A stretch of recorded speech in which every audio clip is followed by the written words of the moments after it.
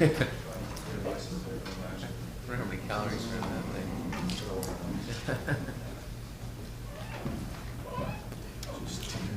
Yeah.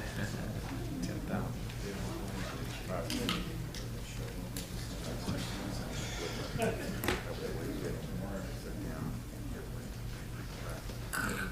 Kind of a rowdy crowd tonight.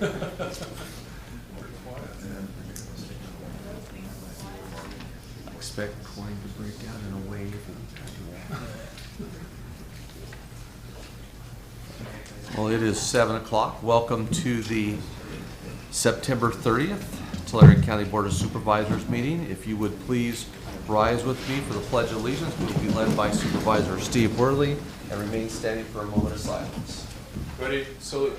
I pledge allegiance to the flag of the United States of America and to the republic for which it stands, one nation under God, indivisible, with liberty and justice for all.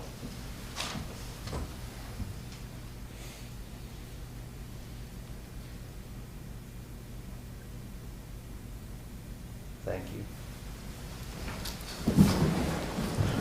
Well, we have with us tonight City Councilman Scott Harness, who is here to welcome us to this beautiful city, if you would. Well, good evening. I am Dinuba City Council Member Scott Harness, and it is my privilege to welcome you here, and thank you very much for being here. With that, Mr. Chairman, the floor is yours. Thank you. Thank you very much. Okay, we will move on to item number 1, which is Board of Supervisor matters. Supervisor Ennis. Thank you, Mr. Chairman. Supervisor she and I attended the big gala at the fairgrounds last Saturday night for Sierra View Medical Center. It used to be Sierra View District Hospital, now it's Sierra View Medical Center. And the proceeds from that big fundraiser will go to the new digital mammogram that's going into their cancer center out there in Porterville. So it was quite an interesting night. We had 3 different couples out dancing with the stars. They were trying to get Supervisor Ishida to join up and dance next year, but he said he's done that once and just takes up too much time. So he's not going to be able to do that. Last week I attended the yearly meeting for Porterville Developmental Center. Porterville Developmental Center has been out there for I'd say since the 50s, early 50s, and it's probably one of the biggest payrolls in the Porterville area. They have 1,145 staff out there. Of course, the majority of it now is forensic prisoners, but they still do have the what they call the retarded kids, are about 80 retarded kids, and the rest are all clients. I guess you would call them clients, which amounts to about 500 people out there. But of course, because of the around-the-clock status, they have to have people there. That's why they have 1,145 staff. Their payroll is about $119 million a year, and the total with their operating expenses is about $142 million. So pretty good sized operation for the Porterville area. It's always good to go out there and be caught up and see what's going on. I know that the California Highway Patrol has now taken over the management of the forensic side of the prison. We did have a meeting on Success Dam last week. I was unable to attend. They have come to the conclusion we do have a DSAC-3 rating on Success Dam. We were DSAC 2. That takes all the restrictions off of it as far as capacity. They can fill it to 82.5 now, and that's what the capacity is.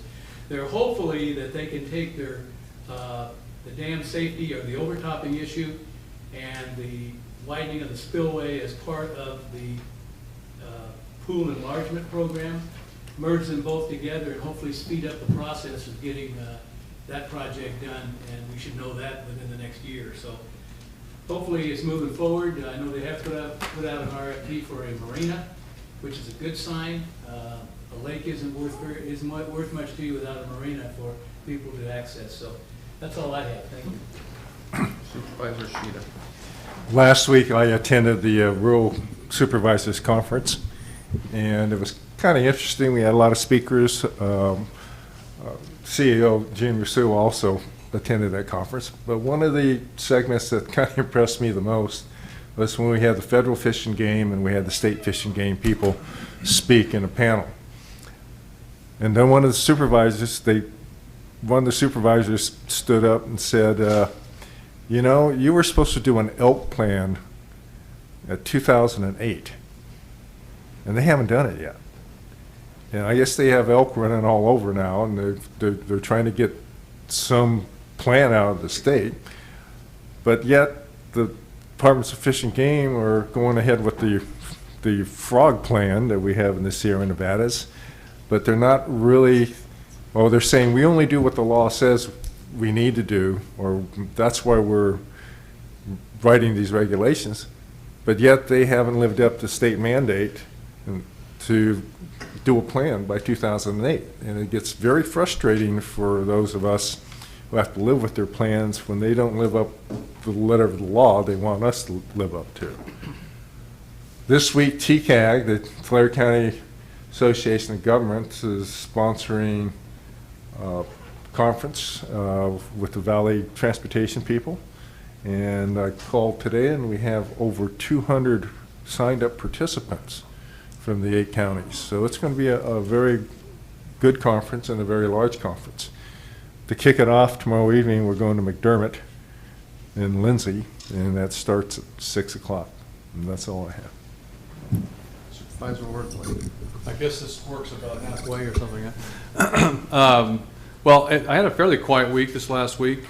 We had a very successful Raisin Day last Saturday here in Dinuba with our annual parade and the park with the carnival and food booths and so forth. And I want to thank the Tulare County Fire Department for providing me with transportation through the parade. And it was a beautiful day. We had perfect weather, which is a little unusual. I've seen it pouring down rain and I've seen it hot. It was just about ideal weather for us this last Saturday. Working on the London Library project, ran into a little hiccup on the location of where we're going to be able to put the portable building, but hopefully working through that in a way that will provide an opportunity to have a county library in London, which would be a first in that community. And it would be a library that would not operate every day, probably 2 days a week. But the librarian is also planning on putting a vending machine there, which would provide library services for those who have county library cards 24/7. So this will be a tremendous improvement for the community of London. So we're got to work through the real estate issues, and hopefully we'll have that worked out fairly soon, I hope. Alan spoke about the meetings that are coming up this week. That's actually a 3-day event that starts tomorrow. Also, we will be having a farewell gathering for our RMA director tomorrow morning, and look forward to that in a LAFCO meeting afterwards, where there's an annexation project in North Visalia on the agenda. And personally, of course, I'm on a very short leash. If I get a phone call that the grandbaby is on its way, I'm supposed to just drop everything, and my job is to make sure there's gas in the car. So that's pretty much what's going on. Supervisor Vanderpool. Well, I can assure you that I'm not going to be thinking about grandchildren anytime soon. My guy's 6 months old, so I just want to make that known. It goes quickly. Had a really great meeting last week with the Lower Tule Irrigation District. Been actually a very busy couple weeks, but they're already planning for who's going to be responsible for their groundwater sustainability agency or authority in that area, and not necessarily delegating it up to the county or to anybody else. They would like to see their control kept locally, even closer to home. So I hope that other irrigation districts throughout Tulare County are already talking as well. And one interesting thing that came out of that meeting too was I didn't realize how much white area that there is in the county, areas that are not covered by any irrigation district. And the Groundwater Sustainability Authority or agency is going to actually be the county. So that's a direct result of the groundwater legislation that was passed by the state this legislative year. Couple of events coming up. Happy Trails is having a roundup event this Friday at 6 p.m. Elected officials are serving. They invited me to attend and told me to dress like a cowboy and be ready to serve. So it's going to be kind of interesting to see how that ends up turning out. Long drive for you. Yeah, it's a walk. But anyways, and then on Saturday evening, Grandma's House will be having a fundraiser at 5:30 at the Heritage Complex in Tulare. That fundraiser will specifically help them to pay for the cost of their new facility and a lot of the different upgrades that they've made to that facility. And they do a great job serving the youth in Tulare and surrounding areas. And so I encourage as many people to attend as possible. That's all I've got. There was a good piece in the paper either today or yesterday about Grandma's House. Nice picture, about a half-page article. Very, Great very, facility. very good. Friday, I will be attending Hands in the Community event, which is will be held at the Convention Center in Visalia, a group that provides low and no-cost services to low-income folks throughout the county, and so I'll be supporting that group on Friday night. The last couple of weeks have been interesting. We've had 2 or 3 meetings with our probation department in regards to a vocational education building out by our juvenile hall. A grant has popped its head up out of the gopher hole, and we're looking at that very closely. If a committee has been formed, I'd like to thank all those that participated. We had several folks here that are here tonight. They're at the meeting. There's several issues to work through, the environmental process, zoning processes, where sewer, electrical, plumbing, all those things are going to connect at, and then the actual services. So from what we had planned on doing, about a $350,000 metal building to provide vocational education opportunities for our incarcerated youth is now morphed into about a $3 million project because of the state funding that could become available because of this. So we're moving forward with that, but a very good working group has come together, and it includes probably 15 or 16 people from throughout the county. Mr. Chairman? Yes, sir. I forgot something. This is the second week in a row, Supervisors. Well, when you get to Medicare, that happens. But I was at UCLA yesterday, and Go Bruins. I couldn't believe how many of those little toddlers had UCLA garb on. So I just wanted to ask Supervisor Vanderpool if he's bought his son one of those little toddler outfits that have UCLA on. If you want to see the picture, I've got it on my phone. Yeah, first college football Saturday of the year, I've got him wearing it. So. We'll take your word for it. So that's 2 weeks in a row I've lost control. So I think that'll bring an end to our supervisor matters. Thank you, Supervisor, for that information. We'll now move on to item number 2, which is our annual presentation by Paul Yoder, Strategic Local Government, regarding our current legislation update. Is that, you can stand, or Paul, is that microphone on there? What would you prefer, Mr. Chairman? You can stand, if you would like to not put your back to the audience, you can sit there, whatever you'd like to do. You know what? We like to have a wall behind us. Hello, audience. All right, well, Mr. Chairman, board members, good evening. It's nice to see you all. Thank you for letting me be here tonight. I'm going to talk first about schedule. It's a great time to be here, and I mean that sincerely in the sense that the governor's done, the legislature's done. We, people who do what I do for a living, we all got to exhale about 3 hours ago when the governor actually issued the last list of bills that he had acted on for the year. He had 30 days to act on bills that were sent to him past August 20th. So the grand total for 2014 is the legislature sent the governor 1,074 bills. He signed 930 of those. He vetoed 143, and he allowed one to become law without a signature, which is sort of a unique aspect of governance that we have here in California. So he signed, I'm not super good at math, I should have done the math earlier, I apologize, but 90% of the bills that the legislature sent to him. The interesting thing is, that seems like a high number, it is a high number, but he actually vetoed more bills this year than he did the year before, or probably any year in this third term in office. Some of the bills of note for counties, he actually, I would say somewhat surprisingly, vetoed several workers' comp related bills that would have added cost to the counties, and I can give you the specific numbers of those bills if you want. And then today, I think very surprisingly, he signed a mandatory mediation bill that was opposed by CSAC, and many, he vetoed it. Yeah. Oh, I'm sorry. Yeah, he vetoed it. Correct me at any point, Mr. CAO. This is almost like, on phone calls. So this is good we're doing it in public. But the governor vetoed AB 2126, and that would have imposed mandatory mediation in a lot of matters for the counties. And I think, frankly, that was a surprise.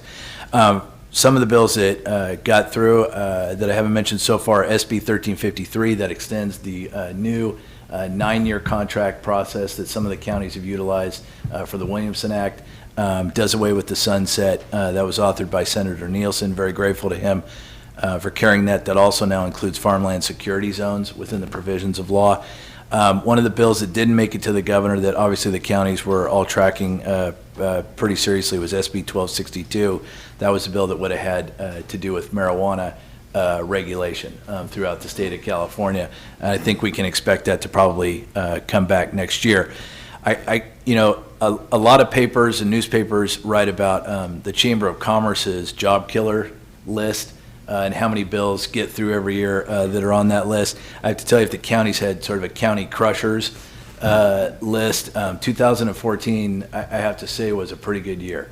And it's probably the best year in recent memory, at least for me, in terms of bills that the counties were opposed to that the governor actually signed. In terms of the state budget, that happened a while ago, obviously, but there is money for mandates in there. We did, I think, resolve the HUDA problem in the transportation arena. And then since the budget has been enacted, the 9 CAO group that is charged with devising the AB 109 funding allocation, it has concluded its work for the time being. Counties now know what they can expect for 14-15, for 15-16, and ongoing. Tulare County, I think in 15-16, is going to expect to receive $14 million and above, and then that'll hopefully climb. There was a little bit of good news. Since that formula was released, the numbers finally came in from the Department of Finance, and in terms of the growth money that's going to be allocated, more money came in there than the counties have been told that they could expect. I haven't mentioned the water bond, obviously the groundwater package that the governor signed, but we could talk about that under questions if the board members want. But the water bond, the new water bond, is now Proposition 1 on the November ballot. CSAC is supporting that. Only 2 members of the legislature voted against that. It's $2.7 billion for storage that would be a competitive process here, assuming the voters say yes. Proposition 2 is the new sort of reconstituted Budget Stabilization Act. And the thing I like to point out, 2 things about that, besides just making the state set aside money for the proverbial rainy day and trying to smooth the state's finances and also the impacts on local governments. Proposition 2 also has a provision in it that would actually require the governor to do more about unfunded liabilities at the state level. And I know that's been something that a lot of folks have been tracking, but for PERS and for STRS, there are some provisions in Proposition 2. They could be hardier, no doubt, but there are provisions to that effect. And there are also provisions that might hasten the repayment of the mandates that counties are still owed, the cost for mandates that counties are still owed. Some of the little nuggets, if you will, that are within Proposition 2 that probably won't be highly publicized. CSAC is also supporting that proposition. Proposition 46 is being opposed by CSAC, and that's the battle between trial attorneys and doctors, essentially, in California.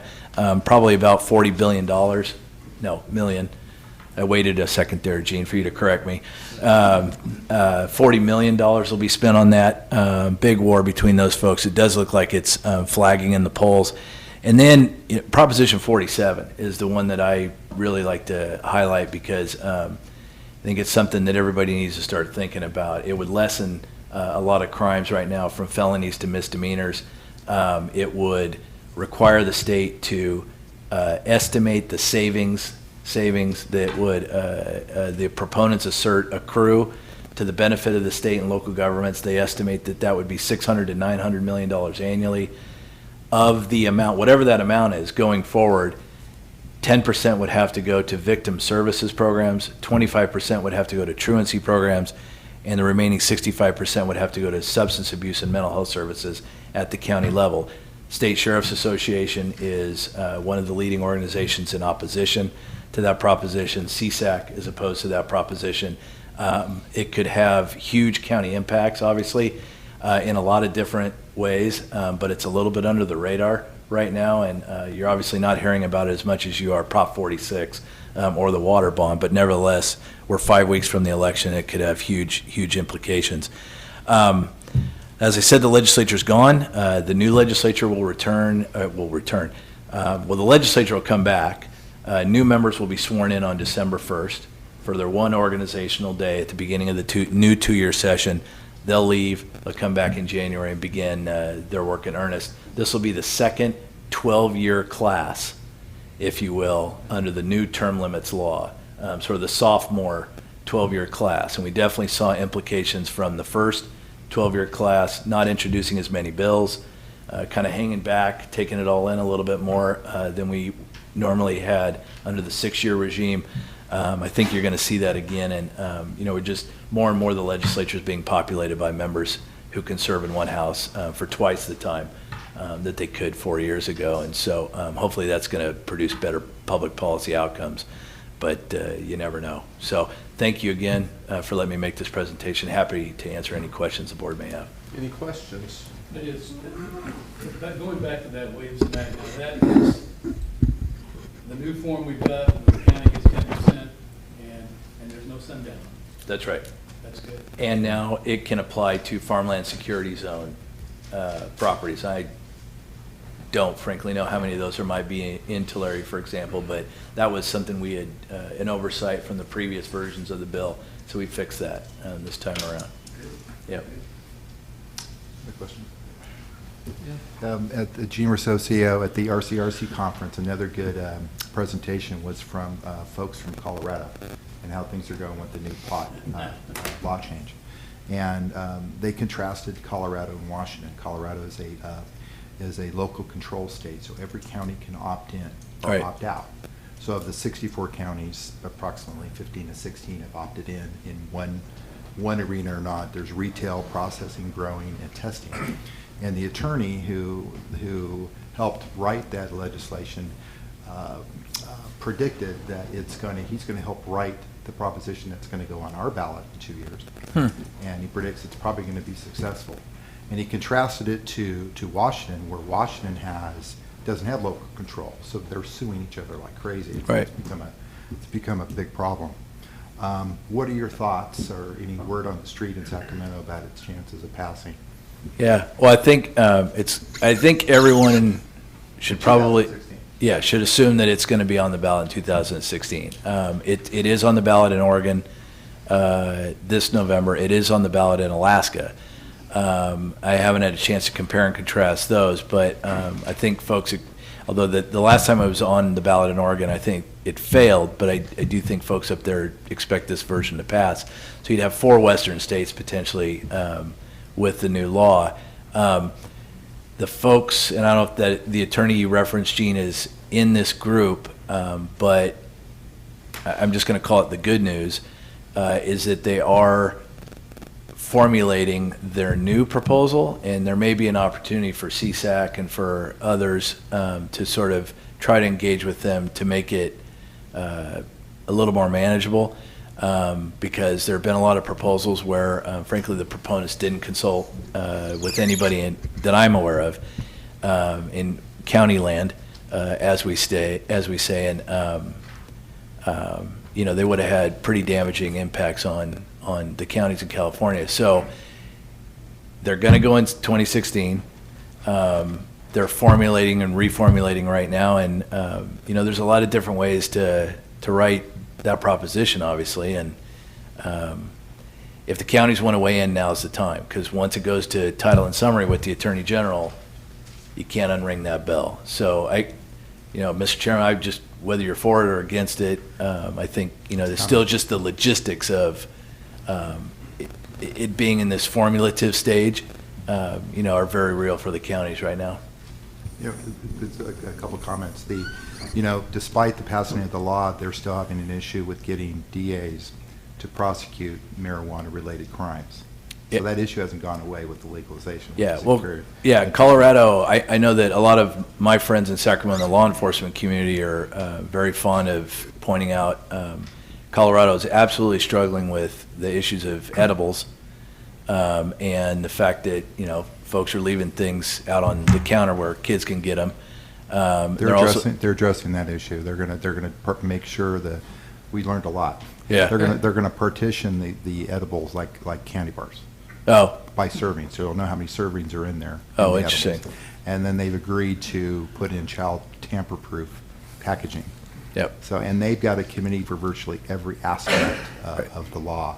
But the other area that's impacting counties is how the income's distributed from the state. Right. The counties are kind of, because they don't have a lot of retail or processing presence in the counties and unincorporated areas, they're not getting any money. Right. Yet they're being impacted by the increase in growths and what have you. So it's Yeah. a very My- interesting process. My understanding, the other thing I was going to mention is, through the chair, is that they're also struggling with how to test for, like you would for blood alcohol level, how to test drivers, and how to sort of have a, bright line as to what is acceptable and what's unacceptable in terms of, driving, I'll say, under the influence, for lack of any other term. So, there's a lot of issues out there, and I think, the main thing for this discussion and for the counties, again, is that there are people who have made it perfectly clear that they're going to gather signatures and put something on 2016 ballot. 2016 is, one thing we haven't talked about yet, is it's a presidential election year. You saw in the primary here in California, low turnout, and how that can affect certain issues, certain races. I think the proponents of this marijuana legalization initiative are going to aim right for that November 2016 ballot and assume a certain amount of turnout, and they'll base their sort of political calculations will all sort of flow from that. So it's coming. Yep. One of the two presenters from Colorado kind of gave a pretty positive spin on the law. But when a supervisor asked them about, how about the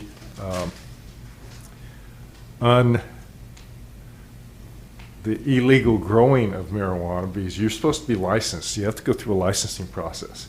What have you done about those growers who do not comply with that law? We didn't get an answer. Right.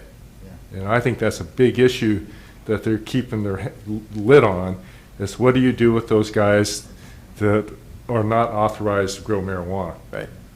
So I'd like to find the answer to that, but they weren't willing to give it to us. Just a couple of questions. First of all, who would you say is behind Prop 47, the redefining of criminal status? Or Sure. It's I know George Soros is one of the individuals that's contributed to it significantly. If you don't otherwise recognize his name from a county perspective, he was one of the proponents of Prop 36, which the counties had to manage, and still sort of, his handiwork continues to be something that the counties have to deal with. He's a funder.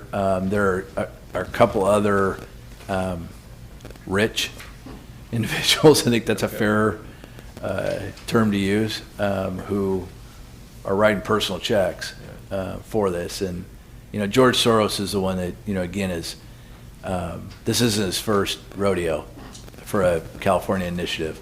I'm just curious because this can have tremendous impacts on local governments. You already see local associations really stepping up in opposition. So, kind of curious who would be pushing that forward. So that's why I ask. And then just a side comment: you say a less active legislature with this the 12-year term limits. It's still 1,000 bills. And how many can you really say are beneficial to California? I'm looking forward to going to the grocery store and not getting my plastic bag. I can tell you that much for sure. Thank you for bringing Which up. I do recycle, by the way, and I bring mine back at times. But still, it's funny. Supervisor, thank you for bringing up that issue. I hadn't planned on speaking to it, but the interesting thing coming out of Sacramento today is on the plastic bags ban bill, the opponents of that bill have stated their intention, and they've actually already gone to the Attorney General for title and summary to try to referend SB 270. It's going to be interesting to see what happens because it's a very tight window that people are given when they want to referend something in California. I think it's 90 days. You saw the proponent of the Six Californias initiative spend over $5 million to try to qualify that and fail. So the opponents of the plastic bag ban bill have 90 days to try to get something on the next statewide ballot. But they've already gone to the Attorney General for title and summary. So it looks like they're for real, and they've got money, we know, to go gather the signatures, but that's just not a lot of time. And you think about, going into the November elections and them having to gather those signatures. We'll see if they can pull it off or not. But the issue may yet go before the voters statewide. So, Interesting. yeah. Well, I was just curious, any thoughts about CEQA reform in the coming years? Is there talk about trying to really do something with the California Environmental Quality Act? I have a colleague who says the county should just all propose to build basketball arenas. Yeah. And then every county could get CEQA reform. But, I just think the governor, I think he's been thwarted. Frankly, I think the only thing the legislature has been willing to do is case-by-case exemptions. We haven't talked yet about the governor in his fourth term. Probably never running for office again, even after he spends money on Propositions 1 and 2. He's not even spending very much on his own reelection campaign, but he is going to put some money on the water bond and on the budget stabilization account initiative. But he probably is going to have millions of dollars left over that he can put on causes. And never running for office again. I think we're going to enter into a pretty interesting era that I may never see again in my lifetime, of a governor that old, that much experience, that many times, that many years serving as governor. I think he may just start doing what he thinks is best. But that doesn't mean he can get something through the legislature. And so I think on CEQA, I'm not holding out a lot of hope on that, Supervisor. I'm not. On pension reform, if you don't mind, the PERS board recently, even I'll just say from the governor's perspective, sort of undid some of the reforms that he had worked on with the legislature. San Jose Mayor Chuck Reed continues to talk about putting something on the 2016 ballot, and I think that the governor was genuinely upset at what the PERS board did, and I think pension reform may be something that you see the governor revisit with a lot of vigor in his last term. Last thing, there was a recent article about how dependent we are upon income tax for the California budget, and how a very tiny percentage of very wealthy individuals are responsible for a huge portion of the state's income. Yep. I'm just wondering if there's some recognition of that at the legislative level, and some concern about doing something different with the taxing process, because it's very detrimental to have that. I mean, you have one bad year for the wealthy people, or they leave the state of California and move to a neighboring state like Nevada, where they have no income tax, right, and avoid paying in California. It could have tremendous impact on our state's revenue stream. Yeah, I think we're at, again, the most recent figures are 150,000 filers. About 700,000 Californians are contributing about 40% of the state's general fund. A lot of that's capital gains. One of the things that Proposition 2 does do, and this was at the governor's insistence, was, and I want to actually note, that was a bipartisan, bicameral deal. I'm not even sure there was a no vote on that. So I think you got to, we don't often give the legislature credit, but, they came together and they put Proposition 2 on the ballot with the governor. But it does focus on capital gains. It does focus on the personal income tax, and it doesn't do anything to lessen the tax burden, but it does acknowledge how dependent on those revenues the state budget has become, and how much money would get socked away does tie to how much money is coming in through capital gains. Yeah, absolutely. And so, you know, we'll see. We'll see. I think in terms of just the rate of taxation, or keeping, maybe not the rate, but keeping those people here or incentivizing them to stay here, I think probably legislative leadership and the governor, the thing they would point to is the film tax credit this year, because that keeps not just the motion picture industry here, but television shows, commercials, a lot of that production that's here. There are a lot of people obviously in that industry that make a lot of money, live in California, and you know, I think the more that business stays here, the more likely it is those individuals stay here, and I think that's the thing they'd probably point to. But lowering the rates, really nothing to show on that front. Yep. Any other questions? Paul, thank you. No, we have meetings set up with you tomorrow for Yep. individual sessions. Look forward to that. Yep. Thank you, board members. Thanks. All right. Thank you. We'll now move to item number 3, which is public comment period. I have no written requests. Is there anybody wishing to address the board during public comment period on an item that is not on tonight's agenda? If you would, you can step forward and state your name and address for the record. My name is Brandy News Villegas, 581 North Crawford Avenue, space 34 in Dinuba, California. I know the item is a consent agenda item, but I want to speak briefly in support of the agreement, pursuing the agreement with the California Office of Emergency Services for the Human Trafficking Advocacy Program that the Tulare County DA is pursuing to hire a victim witness worker. I am speaking on behalf of myself, not on my agency, because we just learned about this, but I've been doing local human trafficking response work, mostly community awareness and education, as well as collaboration amongst organizations and government agencies and community groups for about 5 years throughout the Central Valley, through the Central Valley Justice Coalition, who is focused on partnership and prevention to end human trafficking. And I'm currently serving as resource coordinator, and as part of that, my current main responsibility has been to identify and connect and interview agencies, NGOs, government to provide services to survivors and victims or do prevention.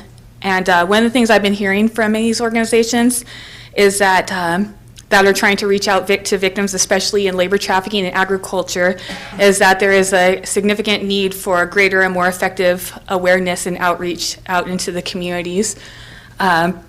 Human trafficking, I know from over the last 5 years, is a significant problem in every community in the Central Valleys and in Tulare County. I've known from talking to people who have identified, just for example, sex trafficking, been able to identify streets that they know where there is what they would consider prostitution of teenagers, but what by definition would be child sex trafficking in places including Dinuba, which is my own home. I think that the issue, I mean, one of the things that we recognize, a major reason is because victims don't know that they're human trafficking victims. They don't know that it's actually against the law what's happening to them, especially those who are immigrating from other places. And so they don't know the help that they have as well as their rights, and they don't reach out for help. And conversely, people in the community who do not know what the signs of human trafficking are may come in contact with that, but not know what is going on and how to respond. So I believe this program would be very effective and very important for Tulare. I've seen resources through more resources through grants help increase the number of rescues in Fresno County, and for over the last 4 years. And I'm looking forward to seeing the same for my county, for Tulare County. So thank you for considering this grant. Thank you. Anyone else wishing to address the board during public comment period? Seeing none, we will move to our consent calendar. Item number 7 on the consent calendar is off agenda. and we are moving items number 18 and 21 to untimed items. Are there any other items the board members wish to pull for separate consideration or discussion? The If public? not, Mr. Chairman, I move the balance of the consent calendar. Moved by Worthley, second by Ennis. All those in favor? Aye. Any opposed? It's unanimous. Okay, we will now move to our first untimed item, which will be number 18. We'll take our two consent calendar items first. So item number 18 is a request from Resource Management Agency to approve program supplement N079.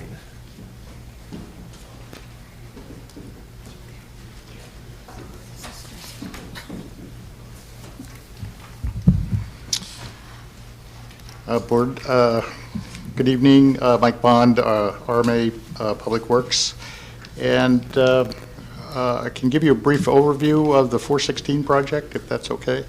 The 416 item on the agenda this evening is a restoration project. It's really riparian vegetation restoration, and it was required as part of the permitting. U.S. Corps of Engineers, Department of Fish and Wildlife required this. It'll be an area about 2 acres, approximately 180 native trees. There'll be another 230 native trees off-site. The establishment will occur over a 5-year period, and the cost is $927,000. So it's the last element of the bridge project. The bridge itself was a $21.5 million project. It's a substantial bridge. It's 740 feet long. It's 4 lanes wide. It's actually almost 82 feet wide. And as the board knows, the dedication was done on August 29th. It's rededicated to R.B. Oliver, former supervisor, and that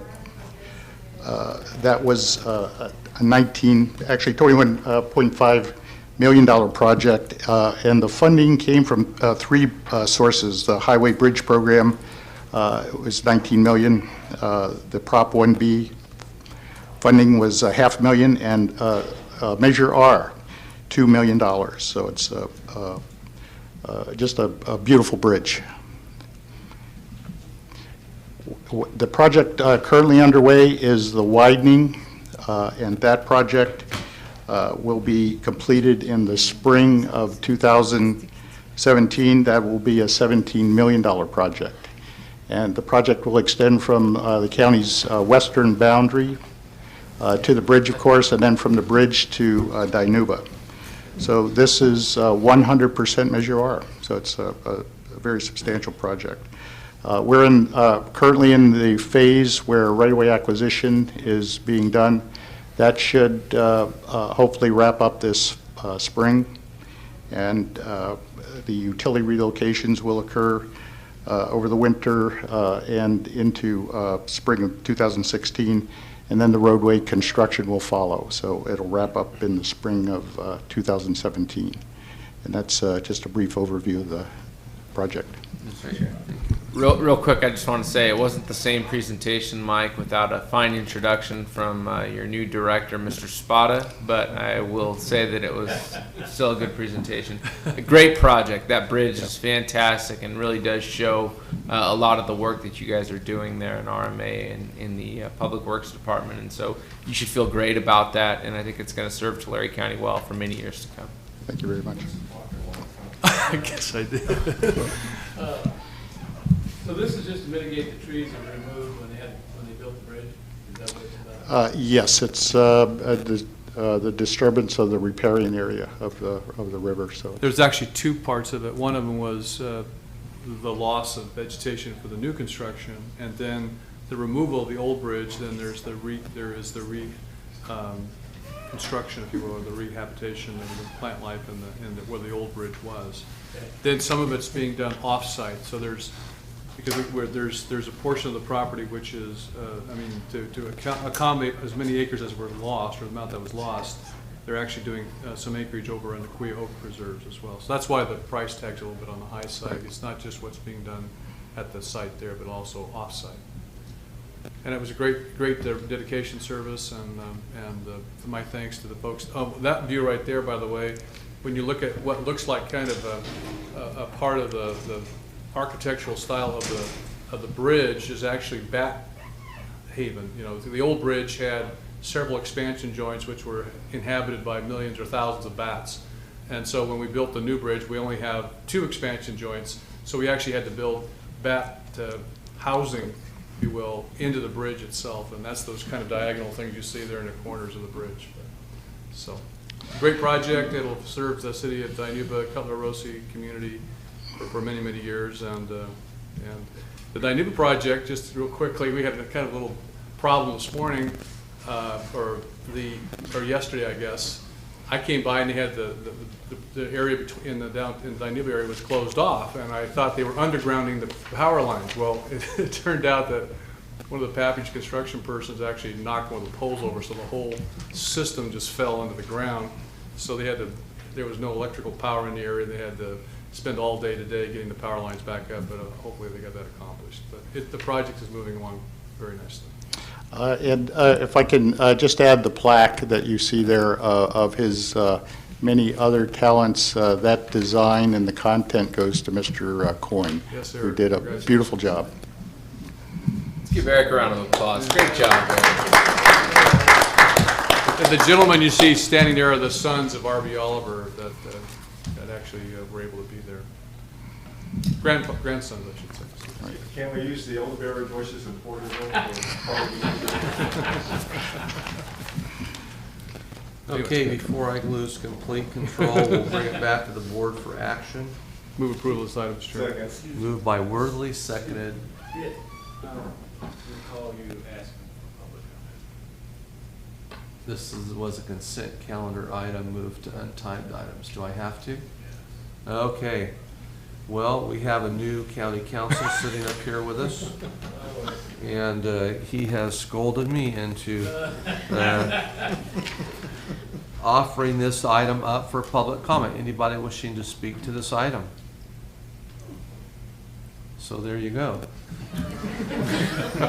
You just wanted to hear Eric Coyne get up and speak about the plaque, right? So we had a motion by Worthley and a second by Ishida. All those in favor? Aye. Any opposed? It carries unanimous. Okay, we'll now take our next, I guess, our public hearing item up, number 21, which is also a request from RMA to approve general plan initiation for a GPA amendment to update Cutler, Rossi, Strathmore, Terabella, Ducourt community plans and Tipton area plan. Thank you, Are there any left? We're almost done. We're almost done. Thank you, Mr. Chairman, Supervisors, CAO, County Council. Mike Spada, RMA.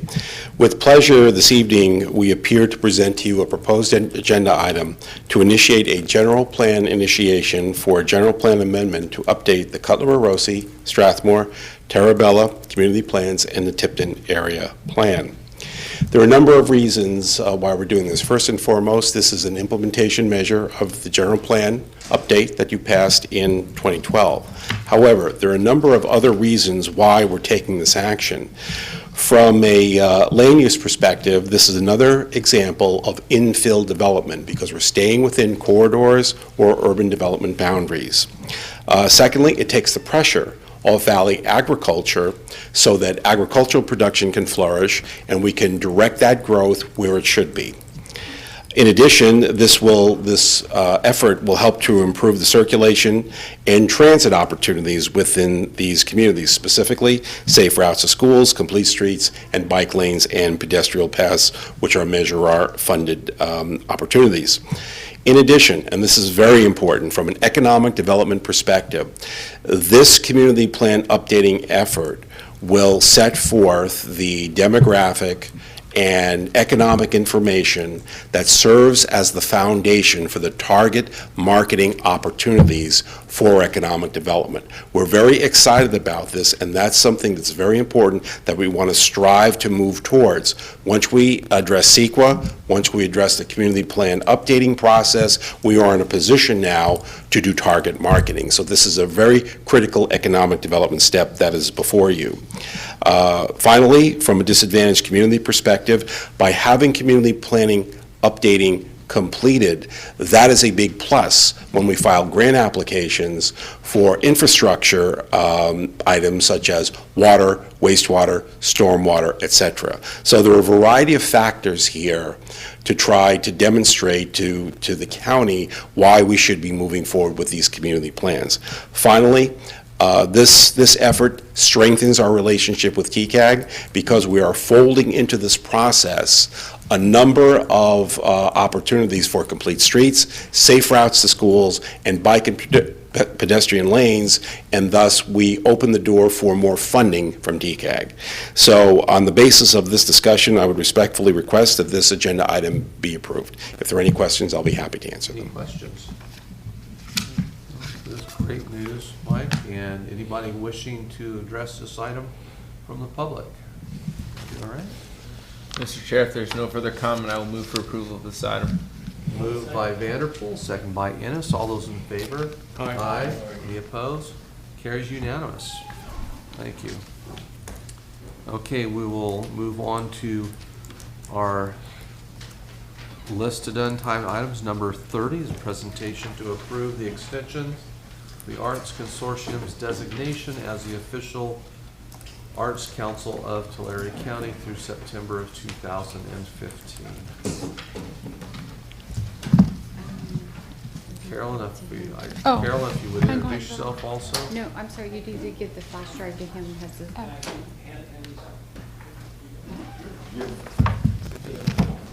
Just the only one. Cheryl will take it there. Thanks.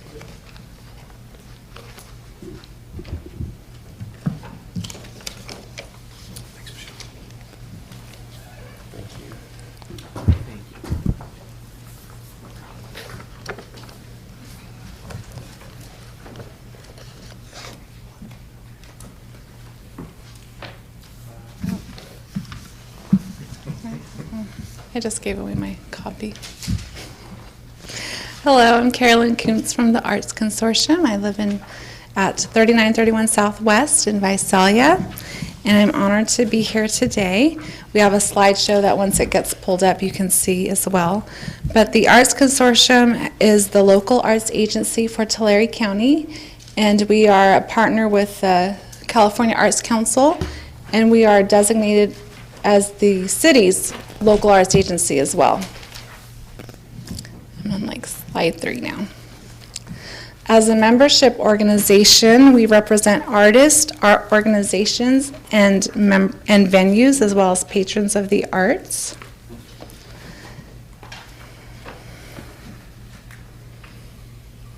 And that's our mission statement.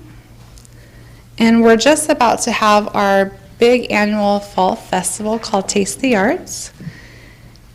The purpose of that is to raise awareness about the arts and to cultivate an arts audience. I'm on like slide 4. Yep. So festivals not only offer economic benefits, but they also build community. Next one. And this is Taste the Arts Festival by the number, so this will be our 5th year. And we don't charge booths to artists. Thank you. Thank you. We have 2 stages packed with local entertainers, performers, and talent groups. We have 4 contestants in a timed urban arts break contest that every year highlights a different nonprofit or community organization. We have 50 volunteers that help us at the event, 60 artists from the region, 4,000 visitors, 10,000 magazines, which you have, 13,000 art sales last year. We hope to top that this year, and the artists get 80% of that. And we raise $30,000 annually in sponsorships and donations to keep this event completely free to the public. We say, come to Taste the Arts, you'll see something you're proud of that's cultivated right here in Tulare County.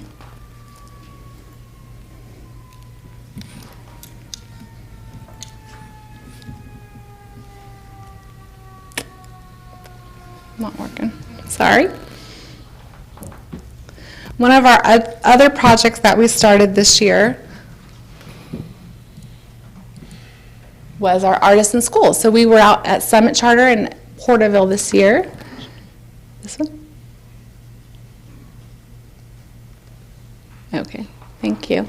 And we were able to put 2 artists in the schools for 12 weeks, and they were learning about science and social science through the arts. There was one child that went home and made his own loom after he was practicing, and his mom was just very excited that her 4th grade son was now a weaver. My Voice Media Center is another project we've just opened, and it gives persons with lived experience with mental health the ability to express themselves through the arts. So we have professional artists who teach photography, videography, painting, drawing, and poetry, and it's free to any person with lived experience and their family members. This is a program we're very proud of, and we are hoping to expand and add a mobile unit so that we can reach communities beyond Visalia, although we have had groups traveling from Porterville that come together. So we're really excited about that program. We also have a community art program, and this allows us to distribute money to startup projects or youth camps, concerts. The opera, which is pictured there, got a start from there. The grants have matching funds, and these are, again, ways that the community can experience the arts. Returning next spring is our South Valley Artist Studio Tour, and pictured is local farmer and artist Paul Buxman, who is a resident of Dinuba, and he did quite well at the event. He sold a lot of paintings, and people like to see how he cans his own jam. So this is a great time for us to just, again, brag about Tulare County and all the wonderful things that are created right here in our home. We also support special projects like the Opera Company, the Urbanist Art Collective, the Visalia Visual Chronicle, and First Friday. And we allow any other startup group in the community to come through us. We help them by doing their management and their bank account, and that way they can focus on the creative part. As a network organization, we really try to bring the artists together. We help them promote themselves, and we do some professional development. This was a social media training for artists. Artists aren't always the best at marketing, so we help them as we can. As you can see, we really try to be very diligent in getting a variety of funding sources. These are some of the ways we have grown our organization. We continue to apply for grants, and we look for other ways to earn income. But we've done a lot in the last 5 years, but we're very aware that our work is just getting started, and these are some of our goals for the next 5 years. We really want to expand the community art grant. Right now, because it's City of Visalia money, we're only able to sponsor Visalia projects. We really see the benefit in giving a little bit of startup money to organizations. We want to expand our Artists in Schools residency. We want to add the mobile unit. We want to help artists more with training. They could still use a lot of training. We would like to hire a creative director to just go out to public events and help people become artists for the day. We want to develop a public art policy, and we would like to build upon our First Friday experience. And of course, we want to continue being a very sound fiscal organization.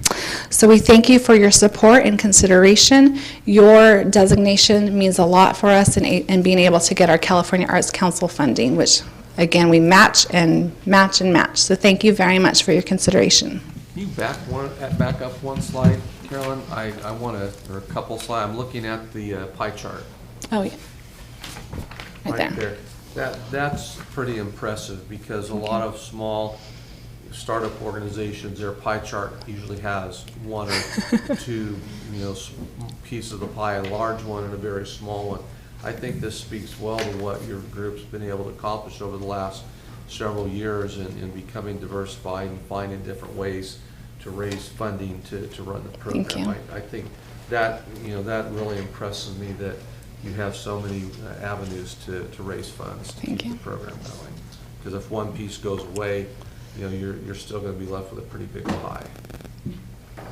And one thing I would like to say, I know that when you first came to the board seeking the designation a few years ago, I had questions due to your Visalia focus at the time, and I wanted to make sure that you had expanded into other parts of the county and included unincorporated communities as well as other cities.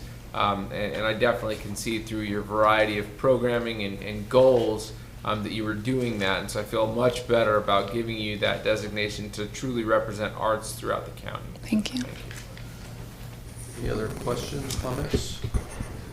I remember when Supervisor Cox and I had this conversation about what we should do with the designation of the for the state, and it was one of our concerns that Supervisor Vanderpool brought up was widening the footprint throughout the county.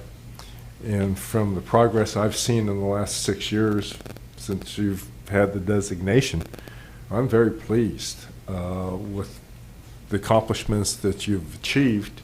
And I think everybody in the art community in Tulare County has prospered from the fact that you have been successful.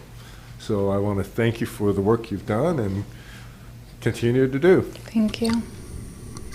Okay, anyone else wishing to address the board on this item? Thank you for the magazines, we appreciate those. Mr. We Chair, will if not, I entertain a will motion. move for approval of this designation. Second. Moved by Vanderpool, second by, was that Ashita? All those in favor? Aye. Any opposed? Carries unanimous. Thank you. Okay, our last item tonight, item number 31, is a request from the Tulare County Employees Retirement Association to approve a personnel resolution establishing 2 new positions in the Tulare County Employees Retirement Association effective October 1st, 2014. And thank you for waiting until 8 o'clock, Mr. Keeler. Not at all, Mr. Chairman, and good evening to you and the rest of the supervisors. The request that you have is, as you indicated, to establish 2 new full-time positions as part of the staff of the retirement office to better serve the plan members and to address some of the issues that we've had in a variety of areas of the retirement office, handling accounting functions, benefit issues, and to better assist in the area of membership questions, as well as to address some of the issues that we've had with an increased number of investment manager relationships. We currently have 2 positions there on a extra help or 3/4 time basis. The intent is to move these into full-time positions. So I'd be more than happy to answer any questions that the board has regarding this request. A question I had, and I think I successfully answered, was this going to cause additional costs to current employees? And the answer is? To current employees? Yeah, is this going to cause each of our employees' contribution rate to go up by adding these new employees? No, it will not. So I answered correctly. Correct. Any questions from the board? Any questions from? Just a comment. I know that I had asked Gene this question earlier, and that was, are these 2 brand new positions? And you answered the question in your presentation that they are not brand new. It's basically taking part-time or extra help positions and converting them into full-time based on workload. So that's good to hear. That's correct, Supervisor Vanderpool. We have 9 full-time positions, 2 part-time or extra help positions. We'd be simply moving those extra help positions into full-time. Okay, great. Anyone wishing to address the board on this item? Seeing none, we'll bring it back to the board for action. Moved by Worthley, second by Ennis. All those in favor? Aye. Any opposed? Motion carries unanimous. Thank you. That concludes our meeting for this evening. Thank you for attending. Thank you all for coming to Dinuba.